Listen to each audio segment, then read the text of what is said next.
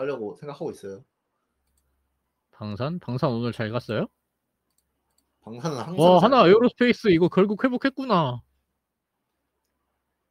방산 공부하시죠. 아니 현대 에어로 선언했잖아요. 우리 25년 PER 10배다. 하나 에어로? 네, 가이던스 나왔잖아요. 공식 떴어요. 그럼 가이던스. 그래요? 나 네. 모르고 있었네. 오늘 탐방 갔다 와서. 그래가지고 로템보다 싸졌습니다. 음, 또 말이 안 아름답다. 되는 숫자를 부른 건 아니어가지고.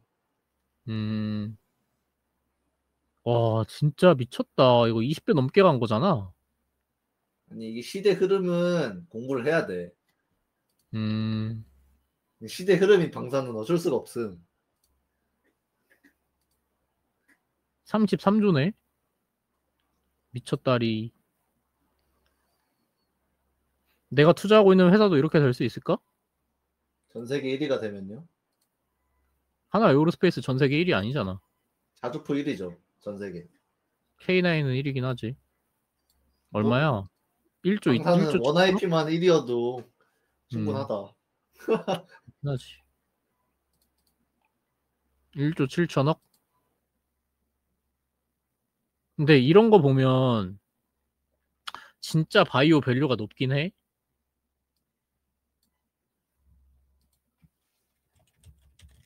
그거 다 K 프리미엄이라니까요. 봐요. 맞아. 론자보다 높잖아요. 삼바로 시가총액이. 아세요? 론자가 CDMO 그럽니까? 1위거든요? 론자가 CDMO 1인데 삼바로가 시가총액 더 높아.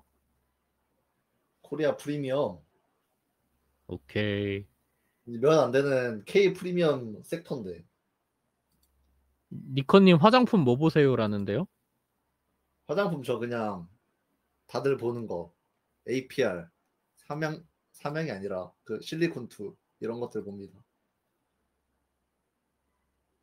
실리콘2? 유명한 친구들 위주로 봅니다. 유명한 친구들. 실리콘2하고 뭐였죠? 뭐 말했지? APR. 왜 여기 APR이 없지? 나한테 너무 어려워.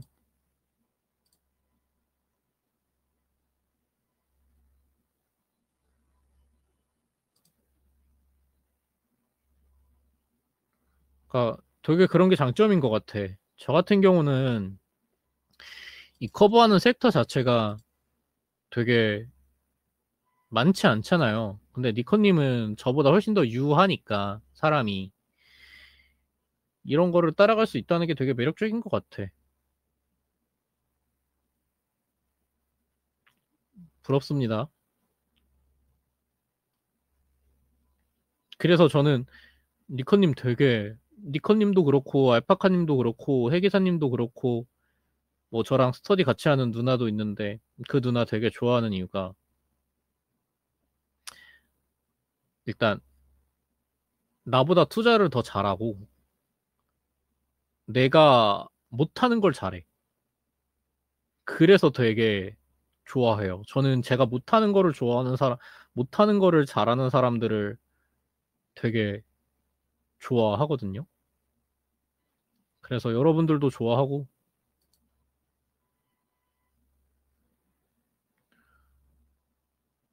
변압기 실적 아주 좋은데 매력적인 구간인 것 같아요. 제가 변압기는 잘 모릅니다. 변압기에 대한 생각 있어요, 니컨님?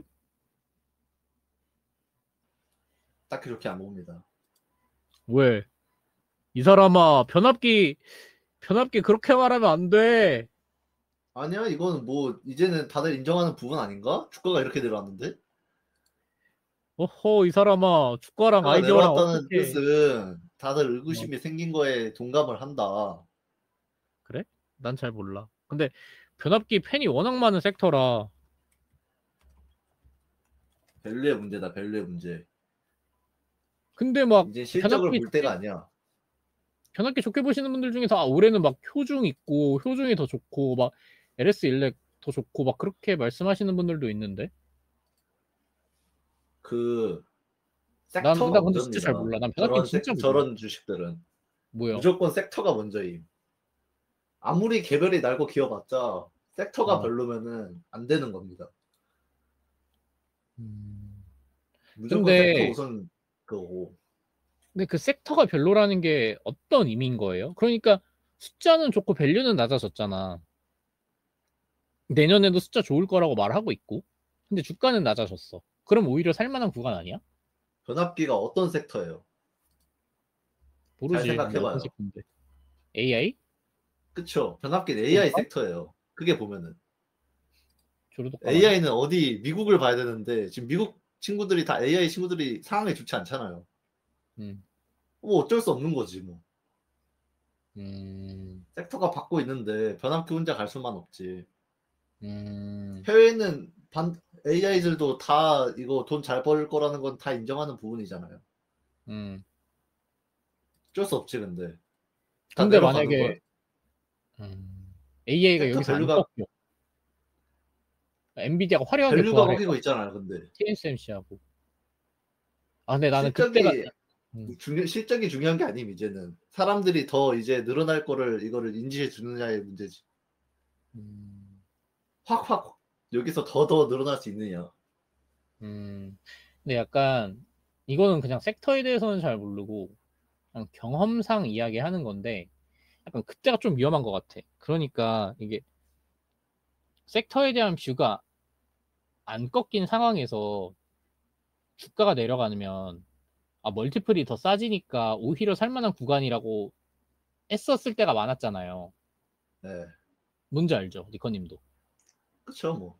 근데 그런 구간이 이게 생각을 해보면 오히려 대세 하락 구간의 시작이었던 것 같아.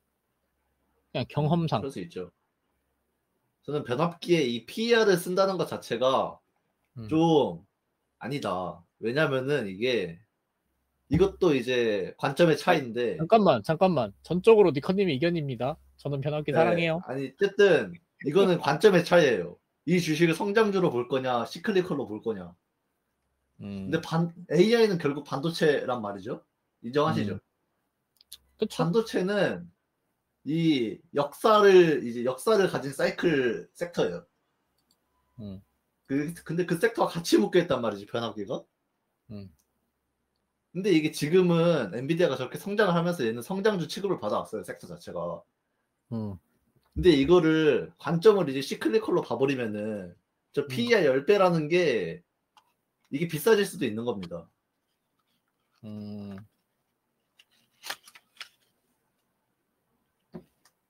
아무튼 그래서 관점의 차이다. 어떤 음. 관점이 좀 더 우세해지느냐. 시장에서? 예. 이걸 진짜 여기서 더 성장이 팍팍 나와가지고 계속 성장주에 밸류를 줄 것이냐. 음. 아니면은, 이제는 다 왔다. 이런 관점이 생겨서 이거를 시클리컬로 판단이 되는 순간 답이 없는 거죠. 약간 아무리 그런 거 같아. 실적이 잘 나와도. 그러니까 엔비디아도 그 매출의 QOQ 성장이 꺾이면서 주가도 같이 꺾였단 말이에요. 그러니까 QOQ 성장은 여전히 나와. 엔비디아가. 근데 그 성장 폭의 기울기가 꺾이는 순간 멀티플 프리미엄이 확 낮아지면서 이 주가도 같이 크게 꺾였거든요. 약간 그런 거라고 봐야 될까? 그럼?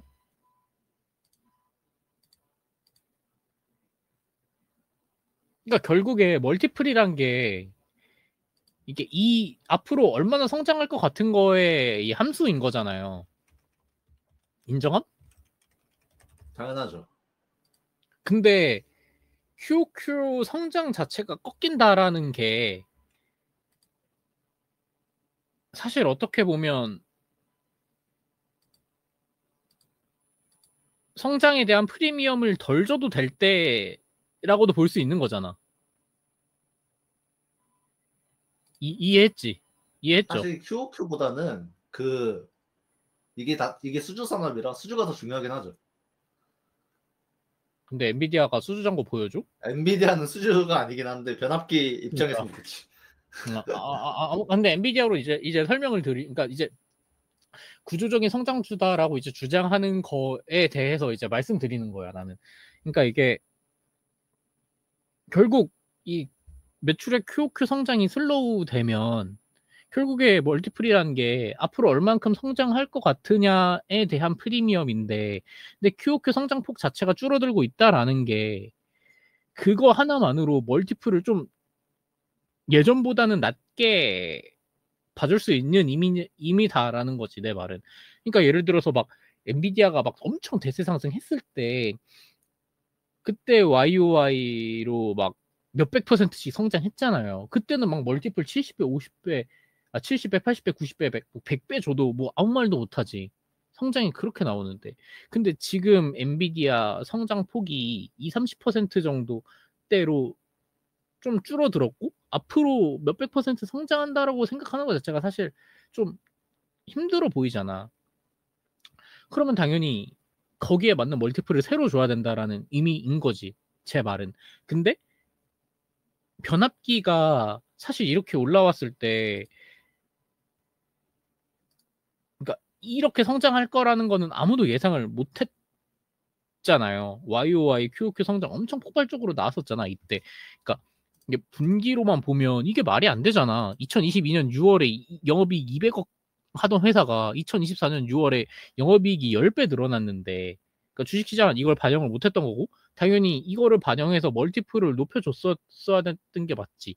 근데 지금 같은 때를 보면 어쨌든 뭐 계절성 이슈고 이례적인 이슈라고 하지만 매출이나 영업이익 성장이 사실 좀 둔화된 건 맞잖아, 예전보다. 그러니까 뭐 멀티플 자체는 낮아져야 되는 게 맞다, 과거보다. 어떻게 생각해요, 니커님? 내가 열변을 토했는데. 맞아, 맞아, 맞습니다. 좋아, 고마워. 옆뒤로 절밖에 아니죠? 아니, 아니, 맞지, 맞지. 뭐 아, 성장 오케이. 꺾였는데, 아니 성장 꺾였다고 해서 둔화됐으니까 뭐 어쩔 수 없지. 음, 이게 나, 나 제 칭찬 한번 해도 돼요, 니커님? 하세요, 하세요. 니커님 몇 살이죠? 저 02년생이요. 니커님과 저의 나이 차이 무려 9살. 하지만 이 9살 차이와도 이렇게 대화할 수 있는 나. 대단한 거 아닐까? 어떻게 생각해요? 압력 대단하지요. 감사합니다. 죄송합니다. 자, 질문들 좀 더 소화해 볼까요? 오픈 AI 인프라가 더 필요하다. 대선 후보가 차기 정부 정책을 밀어든다는 얘기.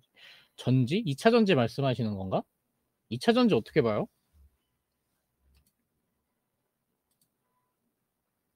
전혀 안 보고 있습니다. 나는 의견이 있어. 이거는 좀 위험한 의견이라서 우리 방에 있는 사람들끼리 이제 우리 방에 있는 사람들끼리만 소곤소곤 말해야 되는데, 저는 선대인하고 빠따리 아저씨가 잘못했다고 생각해요.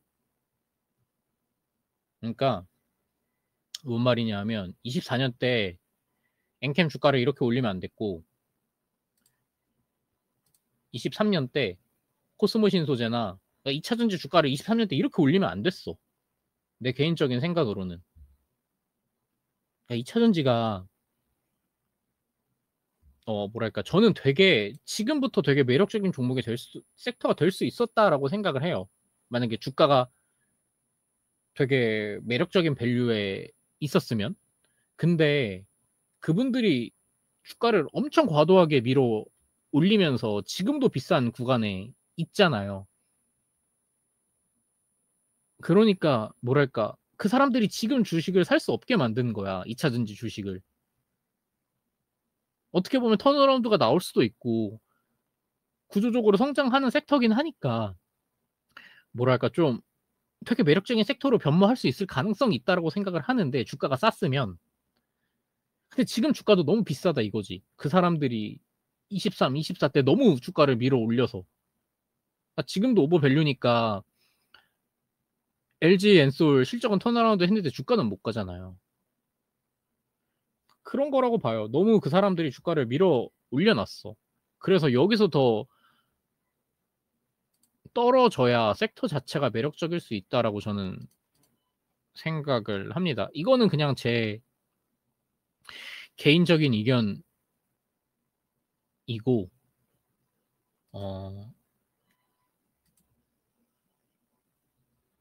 그냥 그거예요. 사실 2차 전지라는 섹터가 엄청 구조적인 성장을 보일 거고 로봇 붙고 전기차로 변해갈 거 전기차 침투율 앞으로 좀 생각을 해보면 되게 매력적인 섹터가 돼야 되는 게 당연한데 어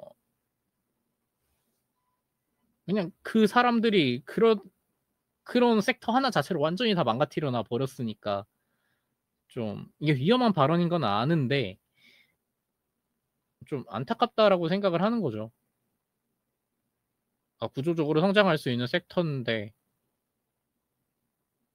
좀 좋은 주가 흐름을 보일 수 있는데 좋은 주가 흐름을 보이려면 일단 싸야 되잖아. 근데 그 사람들이 지금 주가를 싸지 않게 만들었다는 거지.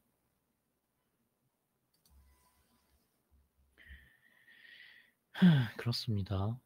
2차 전지에 대한 의견은 그냥 그래요.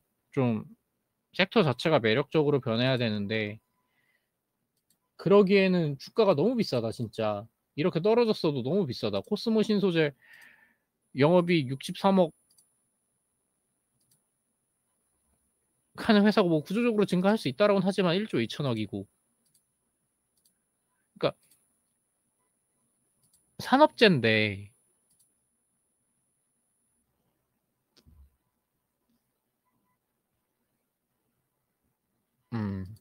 에코프로 같은 것도 시가총액이 아직도 7조예요. 그러니까 영업이익 3조 5천억을 치고 멀티플을 20배 받아야 7조가 나와요. 멀티플 20배가 낮은 게 아니잖아요.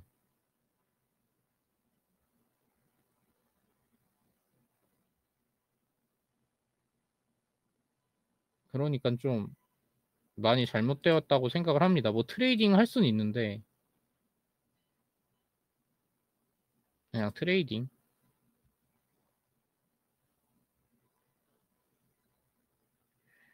어, 저도 2차 전지는 항상 보고 있어요. 그래서 그 멀리 충주까지 첨보 탐방을 갔다 온 거고 뭐 제이오도 연락 그래서 하고 있는 거고 그런데 비싸다라는 생각 자체는 변해본 적이 없어요. 막 중앙첨단 소재 엔캠 엄청 밀었잖아요. 근데 보세요. 중앙첨단 소재 매출액 39억이에요. 이거 상장 폐지돼도 안 이상합니다.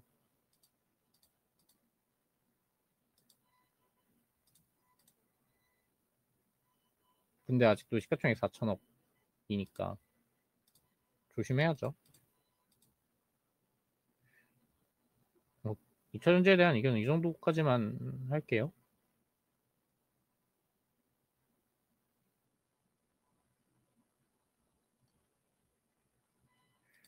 요즘 니컨님 요즘 피부 미용기기 되게 잘 가고 있잖아요. 거기에 대해서는 어떻게 생각해요? 모릅니다. 오케이. 그럼 아까 어떤 분이 시대의 흐름이란 거에 대해서 좀 질문을 주셨는데 일단 제가 니커님한테 여쭤보고 싶은 건 그거예요. 이게 시대의 흐름인지 어떻게 알고?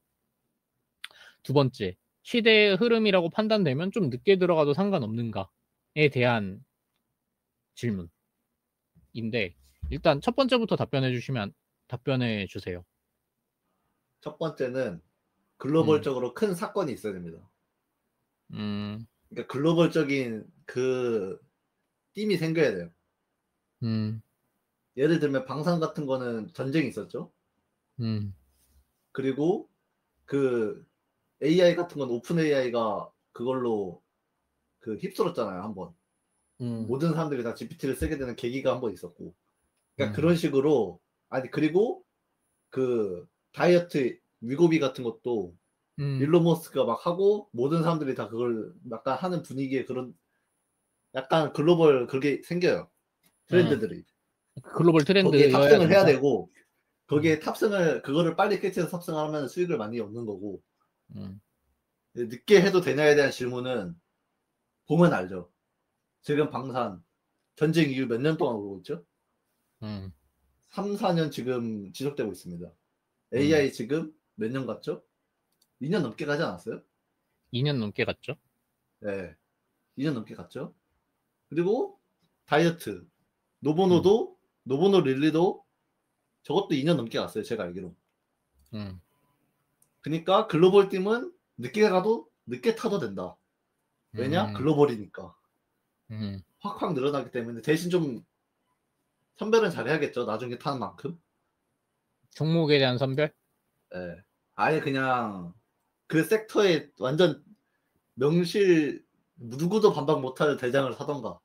뭐 한미 이런 고베타를 것처럼 HBM의 한미? 한미 이제 엔비디아죠. 뭐 그렇지. 예. 그렇게 하든가. 고베타를 노릴 거면 좀 공부를 많이 하셔야 되고. 음. 릴리도 진짜 많이 갔다. 이게 탑다운으로 약간 본다고 보는 거죠. 아까 그 탑다운하고 바텀업 차이 좀 말해 주셨는데 그건 질문이 디테일하게 뭐였지? 제가 님한테 말을 한 거예요. 아, 저한테? 저는 종목을 보는 수가 낮아요. 이랬잖아요. 많이 없어요. 이랬잖아요. 그거 바텀으로 보셔서 그런다고. 하나하나 뚜껑을 까봐야 되기 때문에 이제 좀 늦으시는 거죠. 만약에 못 보게 되고.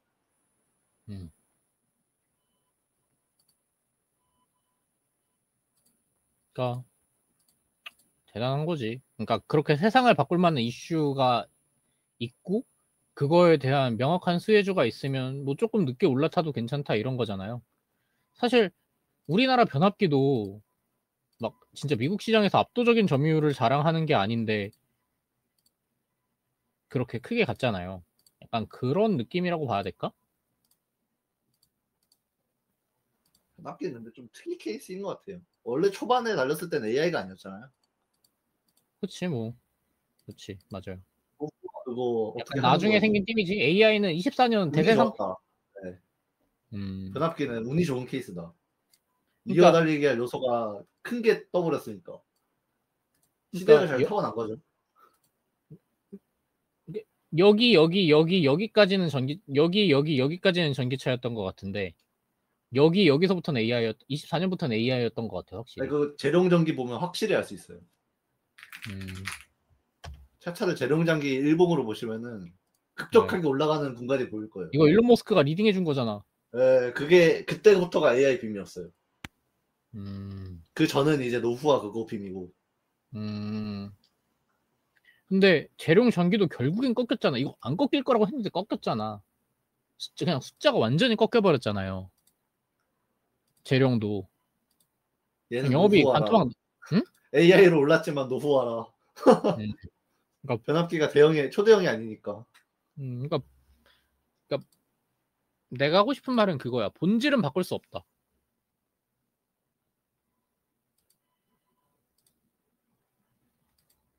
그러니까 본질은 바꿀 수 없는 것 같아.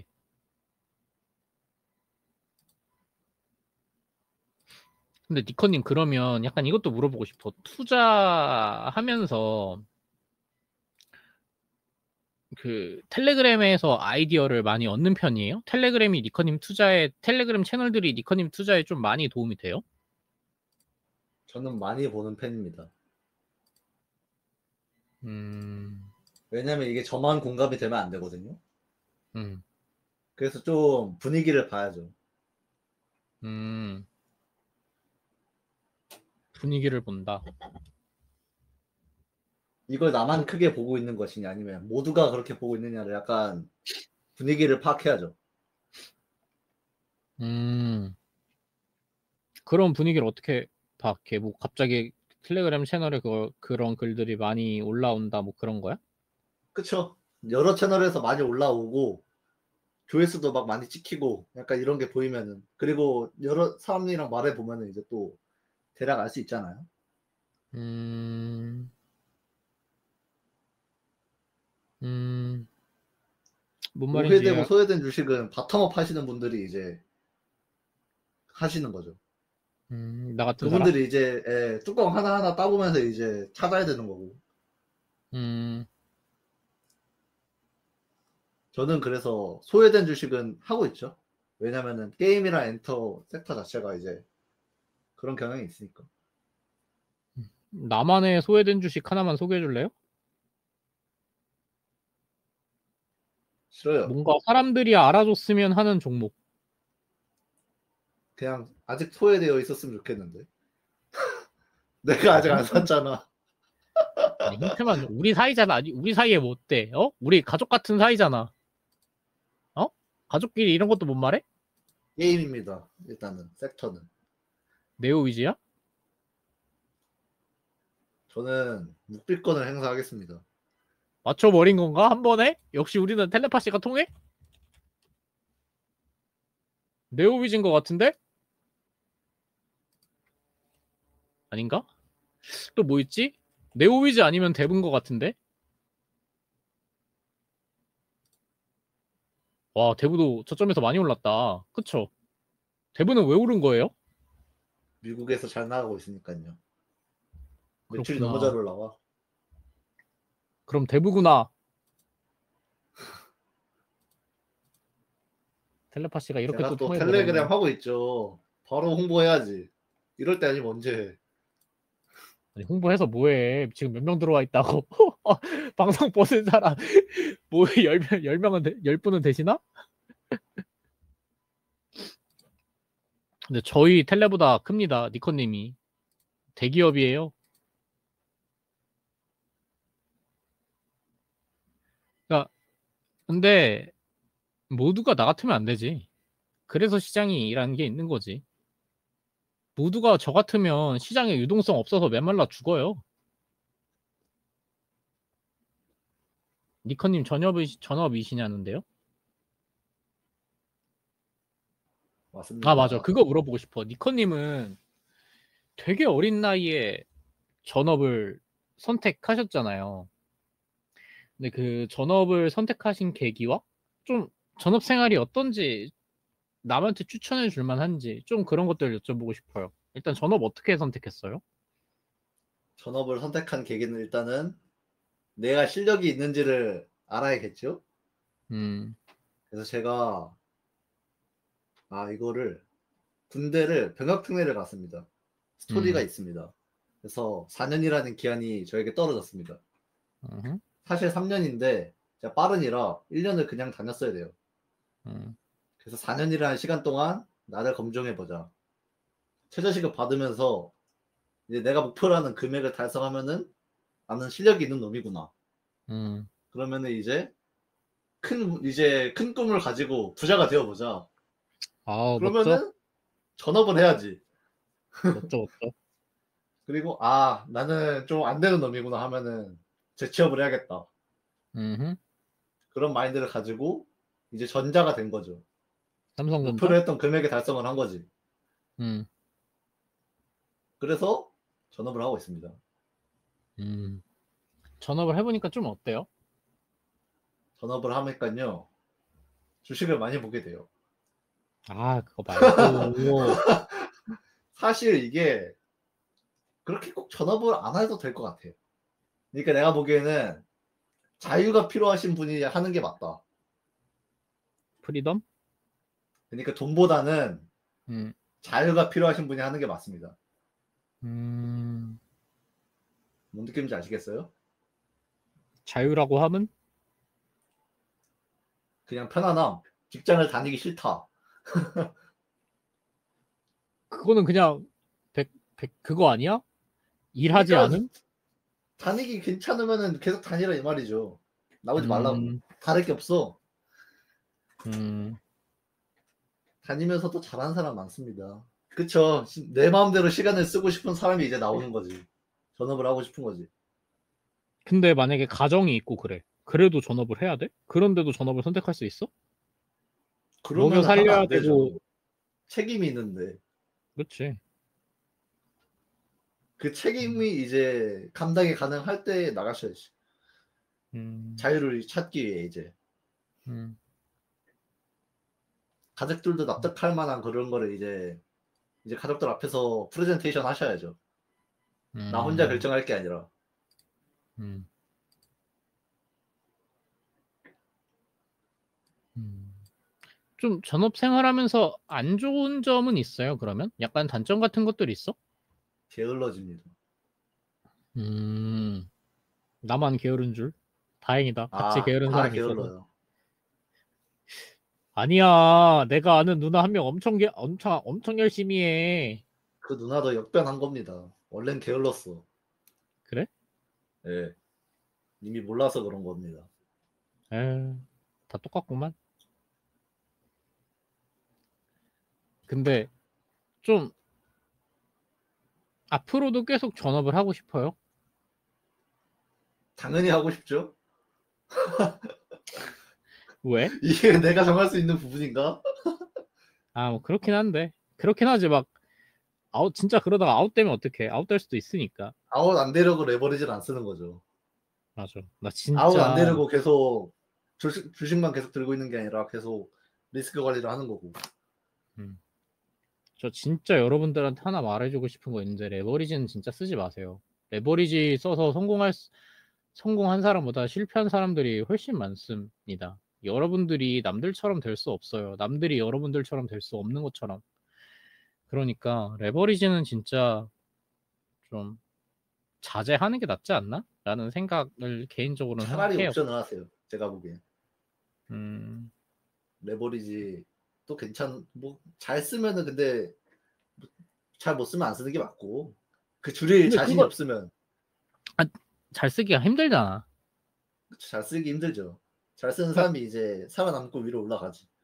그치. 크게 벌고 크게 버는데. 근데 난 레버리지의 문제가 그거라고 생각해. 내가 확신이 있는 거에다가 레버리지를 쓰잖아. 네. 근데 그럴 때 사실 터져나가는 경우가 훨씬 많다고. 그럴 수 있죠. 그러니까 예를 들어서 이런 거지. 막 알테오젠을 예로 들어볼게요. 그거 나왔어. 다이치 상표 나왔어. AGC 나왔어. 근데 난 이미 다 사놨어. 더 살 시드가 없어. 그래서 신용을 썼어. 그러면 이거 마진콜 나오거든요. 이렇게 폭락하면. 리스크 관리를 해야죠. 그 전에 미리 어디 내려가면 나는 다 팔겠다 이런 걸 정해놓고 해야지.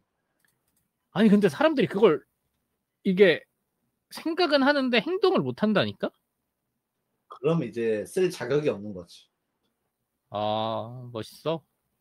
멋있어, 멋있어.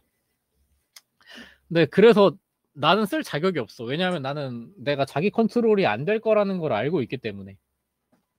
나는 레버리지를 쓰면 안 되는 사람이 시도 자체를 아예 안 하는 게 나아. 그냥 아무튼 그러면 좀 약간 이루고 싶은 거 있어요? 전업 생활을 하면서 뭔가를 꿈꾼다거나 그런 생각은 해요? 부자 하면 되어 봐야죠. 부자? 얼만큼 부자를 원해? 일단은 아 직접적인 숫자로 얘기하는 건 조금 그냥 뭐 몇 자리 이런 거 있잖아. 당연히 일단 목표는 세 자리죠. 음, 근데 뭐 아직 턱없이 부족하고 음, 일단 뭐 30살 안에 가고 싶은 금액이 있기 때문에 거기까지 일단 가보는 걸로. 음, 좋지.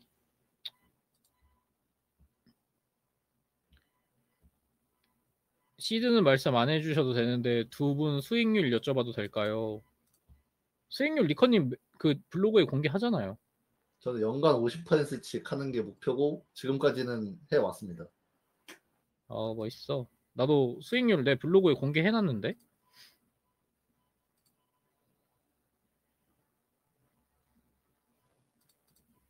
제 블로그 가보시면 이게 3월 15일이라 지금은 좀 떨어지긴 했는데 뭐이 정도는 했습니다. 근데 놀라운 점 이게 10월로 보면 더 줄어. 아무튼 이 정도는 하고 있어요. 저는 연에 20%만 하자. 그게 제 목표입니다.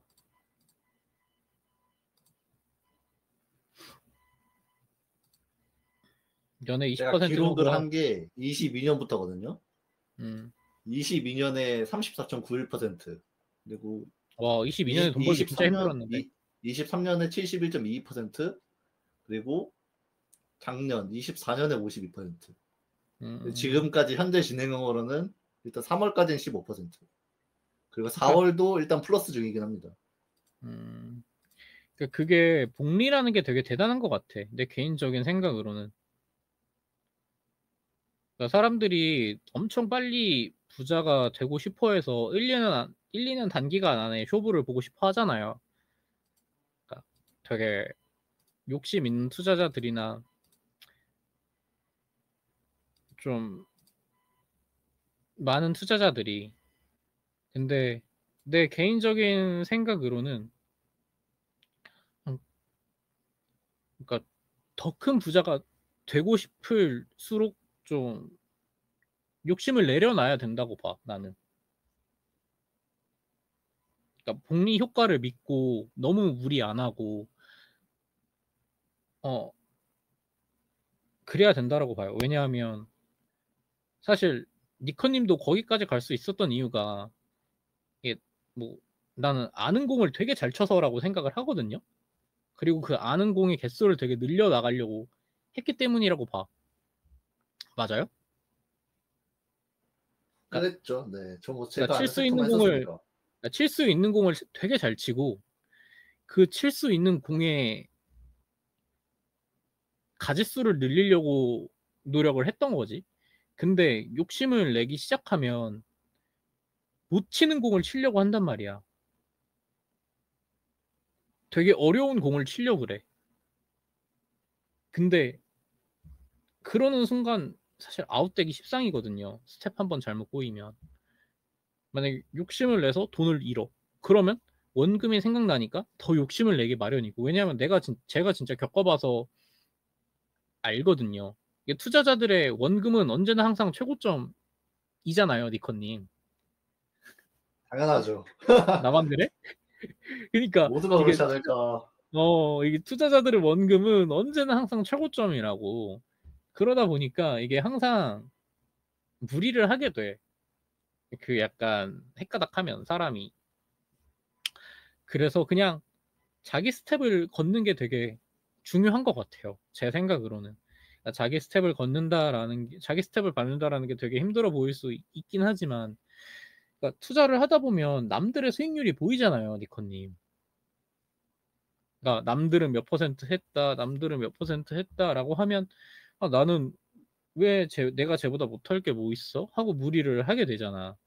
근데 그런 게 되게 위험한 태도 같아요. 왜냐하면 그 너무 잘 사람들은 보이지. 어 근데 그 작년에 사람들은 그러니까 다들 수익 공개한 거 봐봐. 다 세 자리 그러니까 넘었어. 근데 그거를 따라가려고 하면 안 된다고 내 말은. 그러니까 예를 들어서 어 니커님이 되게 쉽게 쉽게 하고 있는 것처럼 다른 사람들은 볼 수 있지만 니커님은 거기까지 올라가기 위해서 전업 몇 년 했죠? 니커님? 이제 1년 했습니다. 아니 그 기간 포함하면 그 뭐냐 그 병역 특례 기간 뭐요? 포함하면 5년이요? 5년 했잖아요.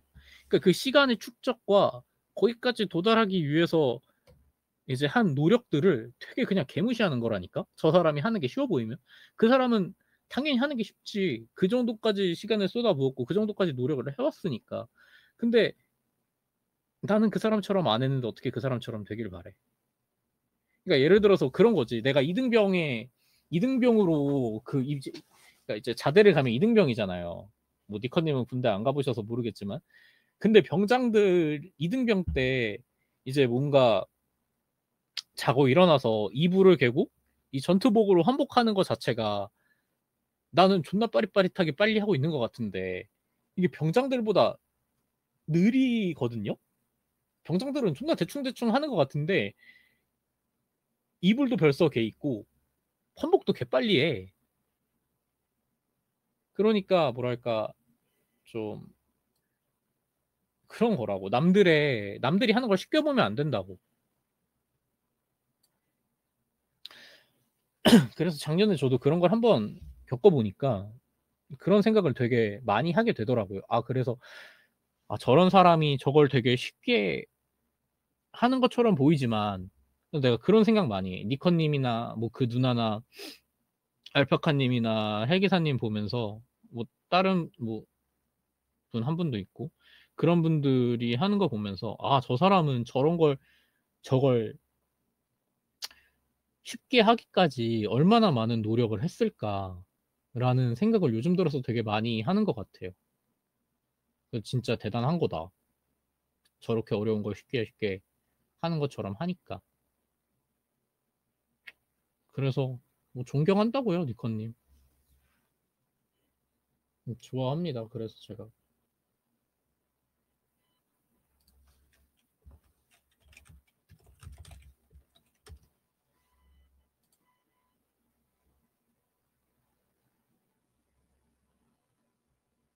뭐야, 부끄러워서 말 못하는 거예요? 아니야, 존경한다는까지 들었어요. 눈물 흘리고 있는 거 아니지? 눈물까지야. 왜 감동해서 목매여서 말 못한 거 아니에요? 난 내 실력에 만족 못해. 개 못해야지. 그러니까 근데 실력이라는 게 뭐라고 생각해요? 주식을 하면서? 실력이라. 나 뭔가 되게 잘 벌면서 애매한. 잘 알리는 것. 응? 잘 벌면서 잘 잃지 않는 것. 음, 잘 벌기만 해서는 안 돼. 맞아, 맞아. 진짜 중요한 핵심인 것 같아. 그러니까 그런 분들 있잖아. 되게 크게 벌었어. 근데 그거를 잘 못 지키시는 분들 있잖아요. 그러니까 예를 들어서 되게 크게 벌고 한 번 더 이제 스텝업 하려고 하다가 삐끗해서 이제 시장에서 아웃되신 분들 있잖아요. 이제 그런 거를 보면 진짜 버는 것도 버는 건데 잃지 않는 게 더 중요하구나라는 걸 느껴요. 요즘 뭐 원래부터 느꼈지만 잃지 않는 게 되게 중요한 것 같아. 좀 그 잃지 않기 위해 어떤 노력을 해야 돼요, 니커님? 이건 내가 진짜 어려워서 물어보는 거야. 나도. 내가 들고 있는 주식에 대한 끊임없는 의심. 음, 좋은 답변인 것 같아. 진짜로. 그 제가 니커님한테 가끔 말하잖아요. 그 주식을 하면서 주와 인마에 빠지면 안 된다고.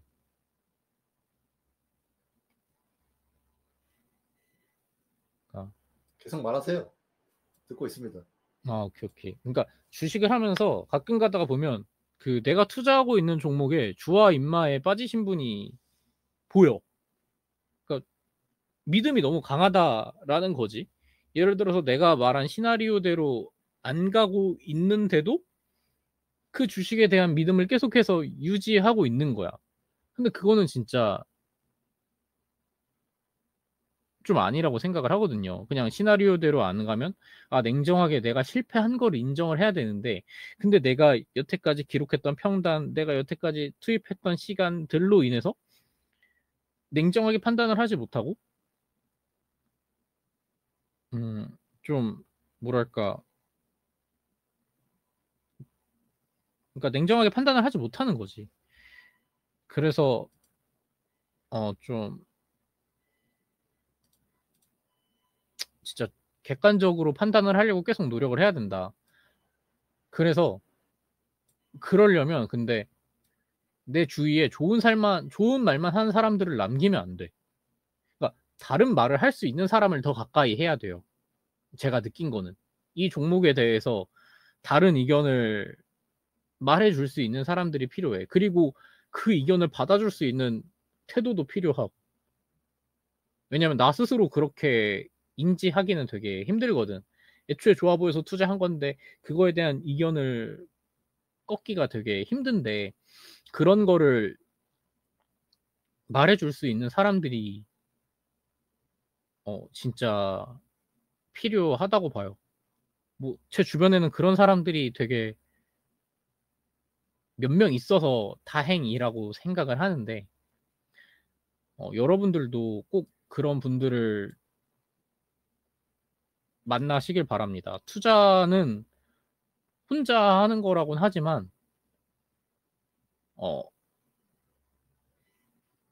혼자 하는 거라고 생각할 수 있지만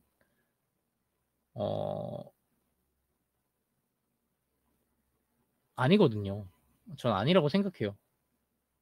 물론 결정이나 그런 것들은 나 스스로 해야지.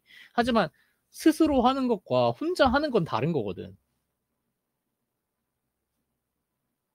그러니까 항상 다른 사람들의 의견을 투자하면서 경청하셨으면 좋겠습니다.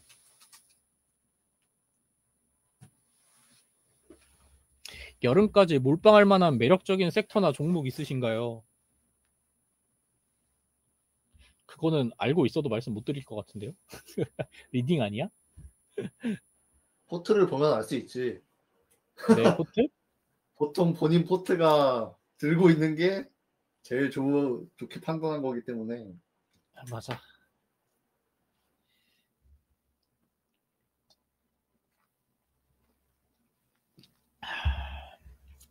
니커님은 부자 되면 뭐 하고 싶어요? 왜 부자가 되고 싶어? 그냥 지금이랑 비슷하게 살 것 같은데요.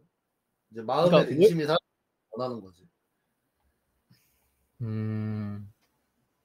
돈에 속박받지 않고 싶달까? 그냥 내가 뭘 할 때 좀 그런 거에 대한 그러니까 구속을 받기 싫다는 거지. 돈으로 인한 스트레스를 좀 없애버리고 싶습니다. 해기사님은 왜 부자가 되고 싶어요? 부자가 되고 싶을 거 아니야, 해기사님은. 왜 부자가 되고 싶은지 궁금해요. 빨리 마이크 갖고 와요. 나는 왜 부자가 되고 싶냐. 이건 스토리가 되게 지난한데 말해줘요? 지루할 수도 있는데. 해보세요. 그러니까 제가 어렸을 때 진짜 못 살았거든요. 어느 정도로 못 살았냐. 중학교 때 수학여행을 못 가고 고등학교 때 점심을 못 먹을 정도로 가난했습니다. 그래서 뭐랄까 그런 경험이 있으니까 경제적으로 힘든 게 뭔지 알아요. 좀 저도 그런 거에서 탈피하고 싶어서 좀 경제적 자유를 이루고 싶다라는 생각을 많이 해요. 그리고 부자가 되고 싶으면 딱히 뭘 하는 것보다 그냥 저도 사는 패턴 자체는 똑같을 것 같은데 사실 지금도 어느 정도는 막 이렇게 부족함이 없긴 한데 그래도 사는 패턴은 안 변하더라고. 그러니까 뭐 좋아하는 사람들을 위해 쓰는 게 그러니까 내가 엄청 비싼 거를 사는 것보다 내 경험상 그냥 내가 좋아하는 사람들이 행복한 모습을 보는 게 내 행복이더라고. 그래서 만약에 제가 지금보다 훨씬 더 큰 경제적 자유를 이루면 좀 그런 것들 하면서 편하게 살지 않을까? 라는 생각을 합니다.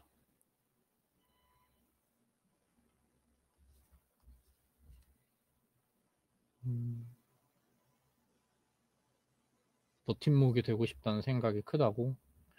저도 그래요. 저도 그냥 애가 뭐 나중에 내가 여자친구도 없어서 결혼을 할 수 있을진 모르겠어. 근데 여자친구가 생기고 결혼을 하고 그러면 그렇네요. 부모님 걱정 없이 살았으면 좋겠다고? 저도 그 생각해요. 해기사님 마이크 돼요? 네, 마이크가 되게 작게 들리네. 또 그러네. 왜 그러죠? 지금은 크게 들려요. 안녕하세요. 반갑습니다. 니커님, 우리 여태까지 뭔 이야기하고 있었죠? 아, 맞아. 해기사님한테도 이거 먼저 물어봐야지. 해기사님은 주식 투자 왜 시작했어요? 이거 저번 했는데. 나 까먹었어. 저요? 내 머릿속엔 지우개가 있어. 저는 당연히 돈에 대한 결핍이 좀 심했고요. 저도 이제 하이타운님만큼 거의 그런 가난한 시절을 겪었기 때문에 결핍이 엄청 컸던 것 같아요. 그래서 이제 그렇다고 막 일확천금을 근데 다행인 게 이제 세상에 일확천금을 벌 수 있다는 방법이 없다고 느껴서 그러니까 뭐 로또나 뭐 토토나 뭐 그런 거 많지만은 결국은 세상에 공짜는 없다라는 생각이 있었기 때문에 그래도 뭐 노력을 해서 벌어야지 하는 생각으로 주식을 공부해보기 시작했던 것 같아요. 그렇구나. 그 정도? 이게 머릿속에 지우개가 있어서 니커님한테 여쭤봤던 거를 해기사님한테 다시 여쭤보고 싶은데 내가 니커님한테 뭘 물어봤는지 다 까먹었어. 의식의 흐름대로 하는 방송이어서. 니커님, 내가 니커님한테 뭐 물어봤죠? 왜 물고 싶냐고요. 어? 아니 그거는 방금 물어본 거잖아, 해기사한테. 그걸 나한테도 물어봤잖아요. 그런가? 아니 다른 질문, 해기사한테 질문 안 한 것 중에서 다른 질문 있잖아. 없는데요. 그래요? 요즘 어떻게 지내요? 진짜 출장을 너무 다녀서 음. 뭐 어떻게 살고 있는지 그냥 하루하루 지나고 보니 주말이네 이렇게 살고 있는 것 같아요 지금. 직장인 때랑 전업 때랑 주식 투자하는 게 많이 달라졌어요? 일단은 당연히 매매가 확 줄었고요 진짜. 그러고 공부량도 뭐 어쩔 수 없이 많이 줄은 것 같아요. 근데 그 공부량이 수익률에 영향을 미쳐요? 그러니까 그 공부량이 준 게 예. 주식에 유의미한 영향을 주식을 하는 데 있어서 유의미한 영향을 미쳐요? 생각보다 근데 아직 뭐 반년도 안 돼서 그게 뭐 결과를 미쳤다고는 못 보는 것 같아요. 더 좋은 종목이 있으면은 옮겨 타겠지만은 아직 뭐 제 종목에 자신이 있어서 지금도 오히려 더 공부 자극이 없는 것 같기도 하고 지금 종목에 만족을 해서 돌뒤집기를 좀 게을리하는 것 같네요 요새. 좀 해기사님처럼 되고 싶어 하는 투자자분들이 되게 많잖아요. 해기사님을 좋아하는 투자자분들도 많고. 에이, 많죠. 나도 해기사처럼 되고 싶은데. 가대포장. 좀 질소덩어리입니다.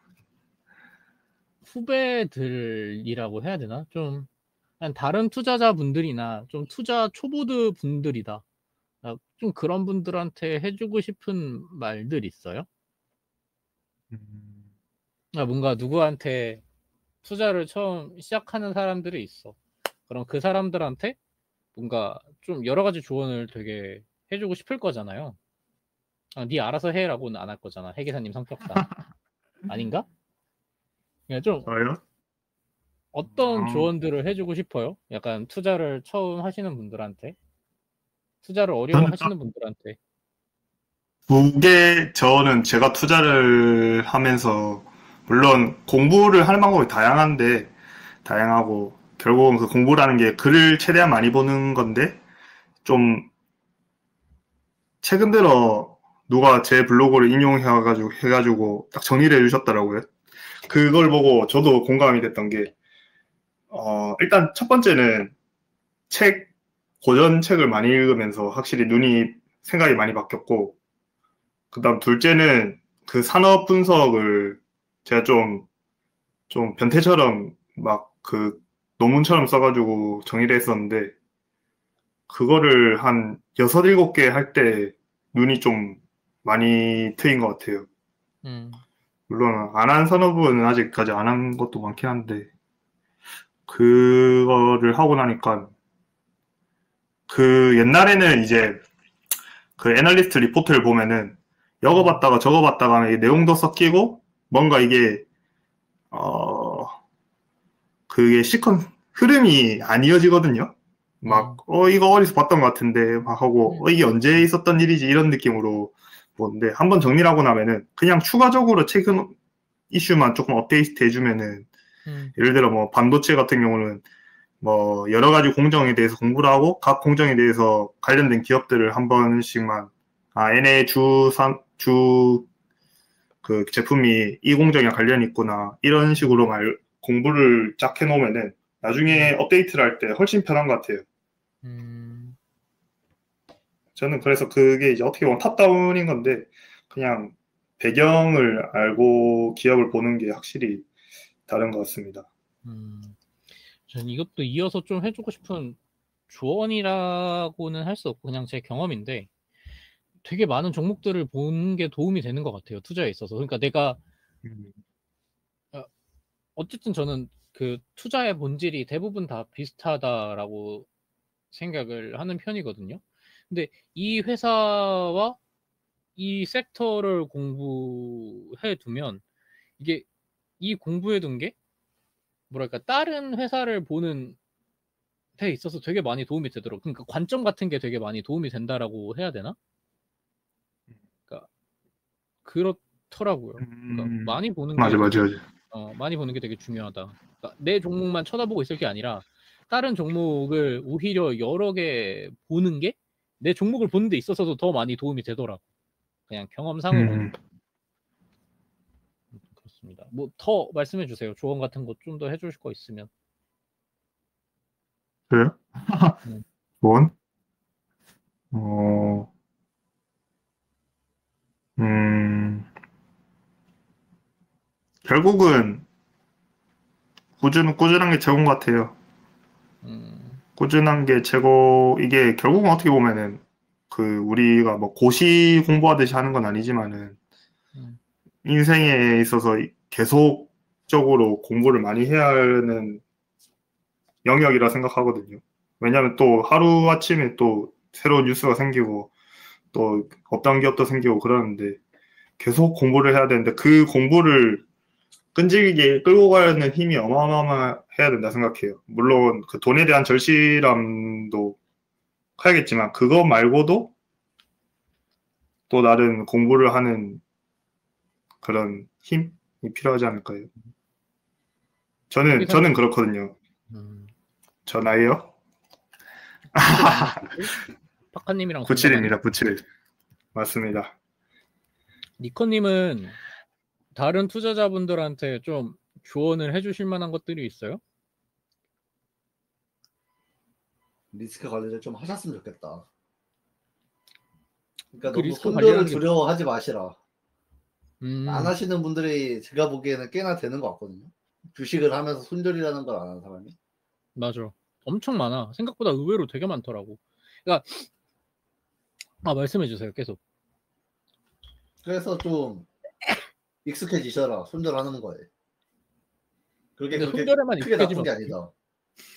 네? 손절에만 익숙해져. 손절만 아, 눈에 그러면 띄어져. 안 되지. 아무튼 뭐 리스크 관리를 좀 하시라. 리스크 관리하면 좋은 점, 마음이 편안함. 음. 근데 이런 하락장에도 근심 걱정이 그렇게 크지 않아요. 그래서 그게 좀 편합니다. 좀 마음 편안하게 할 수 있다. 그 약간 그런 거 아니야? 내가 틀렸다라는 걸 인정 못하는 거 아니야? 그런 것도 있죠. 아니면 틀리면 안 되는 상황이라던가 너무 많이 잃어서 그럴 수도 있잖아. 그 상황까지 갔다는 것 자체가 리스크 관리를 못한 거지. 그러니까 리스크 관리 하라 이거죠. 그 상황까지는 가지 말라고. 진짜 엄청 도움이 되는 것 같다. 웬만하면 MDD로 약간 관리를 하시는 거 저는 추천드립니다. 저는 15로 관리하고 있거든요. MDD. MDD는 이제 네이버에 치시면 나옵니다. 아무튼 뭐 끝쯤 가면은 이제 좀 뭔가 잘못된 게 있다라는 거를 좀 인지를 하는 게. 그러니까 아까 니커님이 말했던 거랑 같은 거잖아. 자기가 보유한 주식을 끊임없이 의심하라고. 네. 사실 그래야지만 내가 틀린 거를 인정할 수 있거든. 그러니까 주식이 종교가 아니잖아. 맹목적인 믿음을 보여준다고 도움될 게 하나도 없어. 주식이. 근데 가끔 가다가 보면 주식을 거의 종교랑 동일시 하시는 분들이 되게 많거든. 그러니까 종목을 종교화 하는 분들이 있어서 그런 부분들이 되게 안타깝더라고요. 그리고 또 있습니다. 그 뭐요? 회사를 믿지 마시라.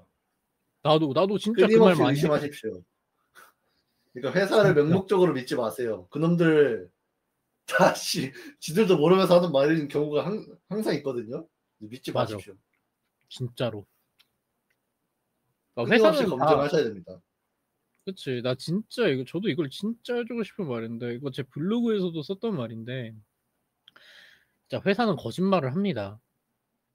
회사는 맹목적으로 진실을 말하는 존재가 아니에요. 제가 작년에 가장 많이 깨졌을 때도 회사 말을 맹목적으로 믿어서 그렇게 맹목적으로 믿진 않았지만 회사 말을 믿어서 그렇게 깨진 거거든요. 작년에 깨졌을 때가. 그러니까 회사 말을 무조건 믿지 마세요. 회사 말을 믿었으면 사실 우리나라가 세상을 지배하고 있습니다. 그렇지 않아? 그쵸. 근데 이게 B2B 할 때 제일 힘든 것 같아요. B2B는 볼 수 있는 게 맞아. 회사 그거밖에 없어가지고. 음. 그래서 B2B 할 때는 더더욱 아. 조심하시고 B2C 근데 할 진짜 때는 맞는 뭐 말이다. 내가 제 데이터를 보면 되니까 내가 보는 거 믿는 게 좋습니다. 근데 진짜 회사의 말보다는. 이건 진짜 도움되는 말인 것 같아. 진짜 B2B 할 때 사실 내가 파악할 게 회사의 말밖에 없잖아. 근데 거기서 맹목적으로 믿어버리는 순간부터 난 사실 첫 발을 잘못 디딘 거라고 생각을 하거든요. 그래서 최소한의 손절 타이밍 아이디어가 깨졌을 때 손절이 어딘가의 사이에서 최소한 손절 타이밍 쪽에 맞추는 노하우가 있으실까요? 이건 니커님한테 여쭤보시는 것 같네. 그건 본인만의 기준이 있어야 되는데. 자기만의 확실한 기준을 만들어야 된다. 저는 약간 감정적으로 하는 타입이긴 해가지고 딱히 막 엄청나게 명확하게 해놓는 거는 트레이딩 할 때는 이제 한 21선 이상 하면은 한번 팔아본다던가 팔고 약간 다시 판단해 본다던가 아니면은 뭐 NDD 한 15% 정도 깨졌다 그러면 아, 내 포트에 뭔가 문제가 있구나. 그러면 이제 좀 한번 다 팔아본다던가 그런 식으로 하든가 약간 그런 쪽으로 하죠 저는. 그러니까 그리고 따로 그냥 트레이딩 할 때는 그냥 사고 팔고 그냥 합니다. 그러니까 실패를 두려워하면 안 돼. 주식을 함에 있어서. 최소한 내가 매수를 지금 했다는 거는 지금 오를 것 같아서 샀다는 거라고 저는 보거든요. 맞아. 근데 약간 좀 반대로 가면은 문제 있는 거지. 맞아. 맞는 말이야. 사실 사람이라는 생명이 이게 지금 바로 갈 걸 사고 싶단 말이죠. 그래서 안 가면 좀 의심을 해봐야 된다.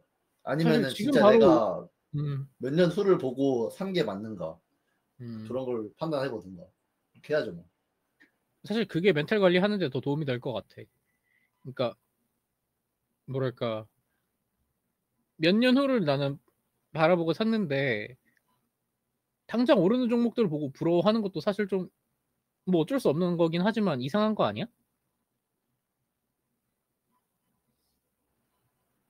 그리고 뭐 포트폴리오를 나눠 놓던가.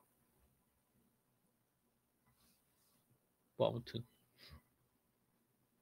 그리고 또 기사님은 있습니다. 뭔데요? 아니 이거 화수분이잖아, 니커님. 종목을 분석하실 때 너무 쓸데없는 것까지 분석하지 마세요. 너무 깊숙이 하지 마 회사를. 맞아. 그 회사를 주가가 오르고 내리고는 그렇게 깊숙한 거에서 나오지 않아요. 남들이 다 아는 거에서 나오는 거지. 중요해. 의미 부여하지 마십시오. 그 남들이 모른다고 하는 거에. 맞습니다. 중요합니다. 맞는 말 같아.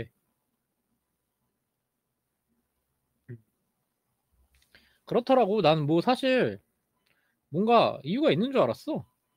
주식이 오르는데 특히. 그러니까 근데 다 아는 걸로 오르더라고 결국에는. 그거에 공감을 해줘야 사람들이 오르는 거고. 맞는 말이야. 그러니까 그렇게 뭐 그런 걸 세일즈라고 표현하기도 하는데 뭐 알아주길 바라는 거지. 해기사님 뭐 조언해주고 싶으신 말 있어요? 질 수 없잖아. 조언 대결에서 질 수 없잖아. 하나 더 해줘야죠, 해기사님도. 제가요? 니커님한테 이대로 줄 아니요? 수 없잖아요. 네, 저도 됩니다. 니카님 잘하시네. 또 하나만 물어볼게요. 앵기사님은 변압기에 대해서 생각해 본 적 있어요? 최근에요? 아니 뭐 최근에? 아, 변압기? 근래라도 최근에? 변압기 근래? 최근에 주가 많이 빠졌잖아요. 어, 기회라고 생각해요. 변압기 한번 공부해 보셨잖아요. 그죠. 지금 구간이 어, 기회라고 생각해요. 리스크를 회피해야 되는 구간이라고 생각해요. 회피하는 구간은 아닌 것 같은데요. 사볼 만한 구간이다. 뭐, 그렇게 읽진 않을 자리일 것 같은데. 그러니까 근데 제 수익, 제가 마음에 드는 수익률은 아닌데, 그렇게, 저는 이 업황이 안 꺾였다고 생각하는 사람이라서. 그러니까 만약에 유의미한 투자처로 고려를 해볼 것 같으세요? 아니요. 그러니까 다른 섹터에 비해 변압기가 매력이 있다고 생각해? 음, 제 투자 성향상 한 번 사이클을 인정받은 거에 대해서는 그렇게 다시 안 보는 것 같아요. 근데 모르겠네. 최근에 진 시너지를 다시 보는 건 또 역설적인데. 음, 아, 변압기는, 그러니까 이게 살짝 인간 지표 같은 느낌인데, 텔레에서 이렇게 싹 한번 다 돌고 나서 이제 모두가 알게 된 이상 저는 다시는 안 보게 되는 것 같아요. 반면 맞아. GNC 에너지는 좀 아직까지는 이 BM에 대한 이해도가 그렇게 높지 않다 생각해서 사람들이. 그래서 기회가 있다 아직 생각하는 것 같고. 결국은 또 뭐 조금만 뭐 하나 보여주면 또 개떼같이 달려들 거라 생각해서 전 그런 걸 너무 싫어해서. 모두들 현재 국장 지수 레벨에 대해서는 어떻게 생각하시는지도 궁금합니다. 난 지수 국장 레벨을 지수. 잘 안 보는데. 블랙핑크 지수. 하하하. 아 진짜. 이러니까 저랑 같이 사무실 쓴 거예요, 여러분들.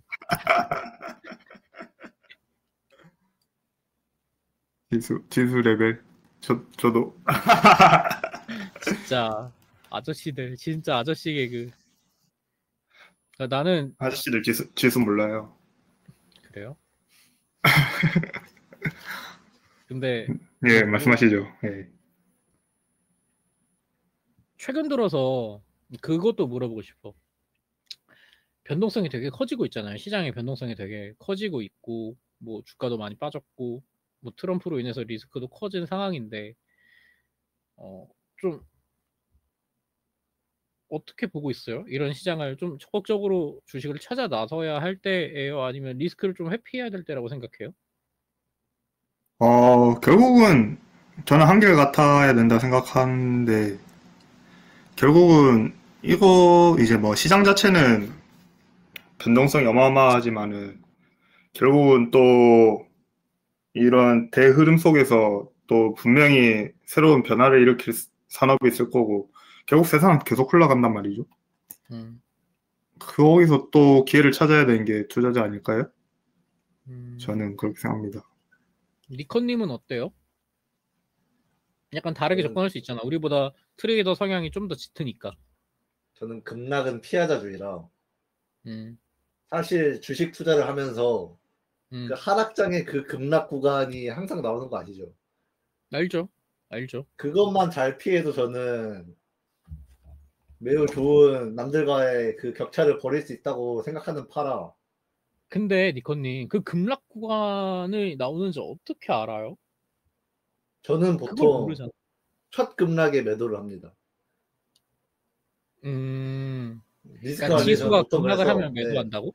그러니까 그냥 급락도 아니고 약간 이슈 있는 급락들이 있잖아요. 예를 들면은 약간 22년 기준으로는 전쟁 같은 거라던가 음, 그런 게 막 처음에 딱 떨어졌을 때 음, 저는 그때 보통 팔아요. 다 넣어줍니다. 약간 장기적으로 되게 좋을 거라고 생각하는 종목도 그냥 던진다고? 네, 그냥 다 던져요. 음, 아예 현금 포지션을 확 늘려버립니다. 음. 그럼 지금 같은 장은 좀 어떻게 대응하고 있어요? 지금 같을 때는 그냥 급락할 때 좀 죽다가 음. 오르면 또 약간 팔고 그러니까 그런 그러니까 식으로 그냥 오늘 같은 트레이딩 하고 반등장이 있습니다. 좀 팔고? 네. 음. 그러니까 나는 내 개인적인 생각으로는 니컨님 같아야 된다라고 봐. 그러니까 전 애매한 사람은 살아나기 시장에서 아웃퍼폼하기 힘들다라고 생각을 하거든요. 그러니까 애매한 사람이 뭐냐 하면 그 진짜 애매한 사람들 있잖아. 그 약간 트레이딩도 하고 가치 투자도 하고 그 중간에서 갈피를 못 잡는 사람들은 시장에 그러니까 시장 투자자들을 엄청 아웃퍼폼하기 힘들다고 봐요. 저는 확실한 가치 투자를 하거나 니커님처럼 확실한 기준을 갖고 확실한 트레이딩을 하거나. 저는 이걸 멘탈 관리 차원에서 한다고 느끼는 게 저는 제 돈이 특정 엔디디 밑으로 내려가고 싶지 않습니다. 나는 그냥 계단식으로 계속 올라오고 싶은 내 마음이 큰 거지. 그래서 저는 그냥 이 급락장이 아니라 그냥 평범한 장들 있잖아요. 늘 있는 장. 저는 그런 장에서 돈을 벌 자신이 있거든요. 와, 멋져. 그래서 좀 저는 같이 그냥 벌자. 그런 장에 하는 게 좀 더 마음 편하게 할 수 있는데 굳이 이 급락장 내가 이거 맞아야 되나.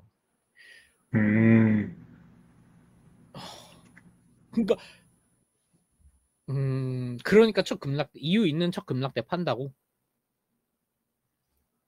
그렇죠. 소나기는 피하고 보자라는 주의인 거네요. 네.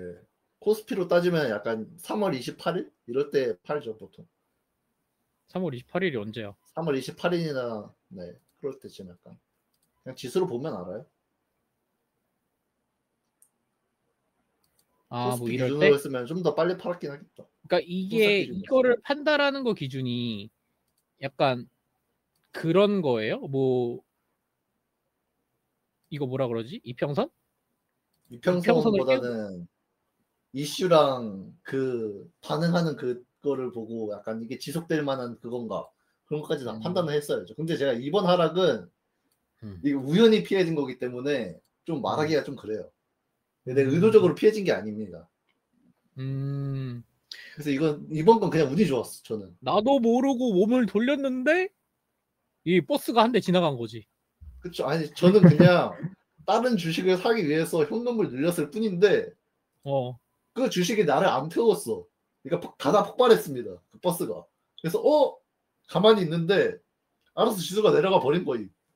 나는 그냥 멈췄을 뿐인데 앞에 싱크홀이 생겼어. 그쵸. 그런 거구나. 그래서 그냥 운이 좋았다 이번에는. 근데 만약에 그렇게 팔 때 있잖아요. 근데 손실인 종목도 있을 거고 수익인 종목도 있을 거잖아.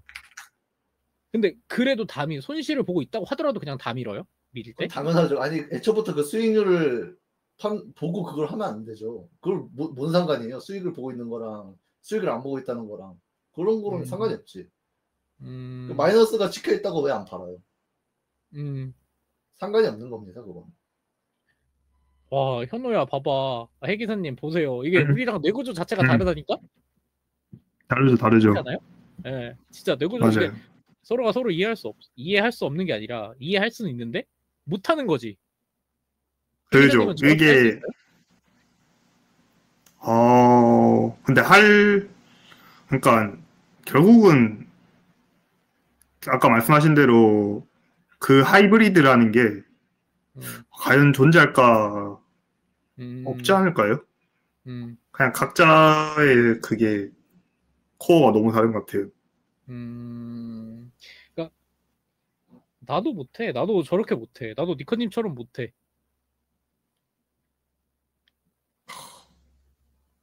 근데 이렇게 또 다른 사람들의 투자법을 듣는 게 완전한 트레이더랑 대화해 보신 적 있어요? 해 기사님? 이렇게? 대화 안 해봤는데 제가 요새 최근에 주로 보는 텔레그램 채널이 조금 니커님이랑 많이 비슷한 것 같은데. 닉스님? 네, 닉스님. 이분이 진짜 잘하시더라고요. 그 논리가 있는 게 논리를 그대로 다 얘기해 주니까 그거 보면서 좀 어깨 너머 배우고 있습니다. 아직 뭐 실용은 해본 적 없지만. 진짜. 근데 그런 생각을 하면 안 돼. 그러니까 그런 거 있잖아요. 그러니까 자기만의 투자법이 있긴 한데 그 세계에 갇혀 있으면 안 되는 것 같아. 그러니까 뭔가 때로 뭐 시장 스타일이란 게 뭐 계속 변하니까 그 못 변하시는 분들 있잖아요. 막 예전 막 계속 PBR 보고 그러시는 분들. 맞아. 그러니까 진짜 완전 찐 1세대 가치 투자자분들. 뭐 그분을 비하하거나 폄하하는 것들이 아니라 어쨌든 시장은 변화하는데 그 변화에 맞춰서 내가 발받쳐서 나가는 게 사실 어떻게 보면 그게 가치 투자자라고 생각을 하거든요. 왜냐하면 가치라는 게 시대가 변할수록 바뀌는 거니까 당연히 시장도 그에 맞춰서 변해 나가는 거지. 그래서 뭐랄까 아무튼 그래요. 맞아요. 변화를 그리고 그런 것도 생각해. 정의하면 안 돼. 그러니까 그거 진짜 중요한 것 같아요. 난 어떤 투자자야라고 정의하는 순간 나의 또 다른 가능성들을 막아버리는 거여서 나는 이런 투자자야, 이런 투자만 해, 이런 투자밖에 못해라고 하는 게 아니라 그냥 항상 어떤 새로운 것들을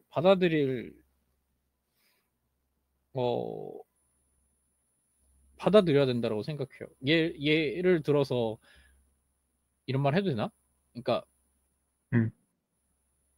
그 유전자가 이제 계속해서 존속할 수 있는 게 다른 사람들을 만나서 이게 그러니까 근친상간을 하면 결국 유전병이 생기잖아요. 그래서 이게 그러니까 예를 들어서 예전에 합스부르크 왕가만 보더라도 걔네들은 그냥 다 이 사촌지간 안에서 결혼을 했단 말이에요. 그 합스부르크 왕가가 그러다 보니까 뭐 유전병 생기고 턱주갈이 나오고 막 그 자폐 생기고 그랬거든요. 그러니까 좀 새로운 거를 받아들일 줄 알아야 돼. 어떤 거라고 정의하면 수명을 유지하려고 하면 안 된다고. 네. 그 얘기였습니다. 아무튼 그래요. 네. 니커님 말 듣고 오늘 되게 재밌었습니다. 도움을 주셔서 감사해요. 근데 이게 제가 버릇을 잘못 들인 거예요. 아니, 22년에 이렇게 하면서 그 22년에 하락이 총 3번이 있었거든요. 네. 아시죠? 급락이 3번 있었던 거. 몰라요. 나 시장 안 본다니까? 아무튼 3번이 있었거든요. 나 어떻게 흘러가는지도 몰라, 코스피가. 근데 내가 이 짓을 하면서 저 3번을 다 피해버렸어. 그래가지고 이게 몸에 배버린 겁니다. 근데 그러면서 자기만의 투자법을 발전시켜 나가는 거잖아. 뭐 그렇다고 볼 수도 있죠. 그니까. 맞아요. 살짝 그 니커님도 그렇고 뭔가 개발한다. 이게 뭐 옛날에 이제 최근 작년에 핫했던 게 추세 추종이랑 가치 투자 하이브리드 그게 그거 했잖아요. 좀 유행이었잖아요. 근데 그런 게 뭐 정의하면 그런 건데 솔직히 이제 개발을 한 것 같아. 그러니까 본인의 투자법을 계속 개발하는 게 확실히 맞는 것 같아요. 물론 이제 아까처럼 짬뽕이면 줏대가 없는 짬뽕이면은 큰일 나겠지만 본인의 줏대가 있는 코어를 내실이 다져놓고 하면은 확실히 뭐 좋은 것도 많은 것 같긴 하네요. 맞아. 어렵습니다. 어렵죠. 어려운 게 투자니까. 오늘 방송은 여기까지 하고 이 방송은 제가 했지만 되게 여러분들한테 도움이 되는 방송일 것 같아요. 저 스스로한테도 도움이 되지만 여러분들한테도 도움이 되지만 저 스스로한테도 되게 도움이 되는 방송이었어서 다 일일이 손수 정리해서 이번 주 주말 안까지 올려드리겠습니다. 오늘 방송 여기까지였고 해기사님 이제 좀 있으면 보내요. 그죠. 맛있는 거 점심. 먹어요. 그 천으로 가면 되죠. 네. 맛있는 거 감- 먹읍시다. 네. 니커님도 고생했어요. 수고하셨습니다. 진짜 고맙습니다. 니커님 네? 저 덕분에 저녁이 심심하지 않죠? 제가 방송 켜줘서. 아니 남 게임하고 있는데 부른 사람이 누군데 지금? 이 사람아 게임 인생에 도움이 안 되는 거 해서 뭐해? 같이 게임해야지. 재밌잖아. 행복하자고 살고 있는 건데 재밌게 살아야지. 뭔 게임 하는데? 마비노기 모바일. 아유 씨. 나랑 같이 방송이나 해. 사실 방송하면서 게임하고 있었어. 집중해 집중. 지금도 하고 있다. 알겠어요. 오늘 방송 여기까지였고 여러분들이랑 같이 재밌게 저녁 시간 보내서 재밌었습니다. 방송 정리해서 올려드릴게요. 녹음본도 올려드릴게요. 바이바이.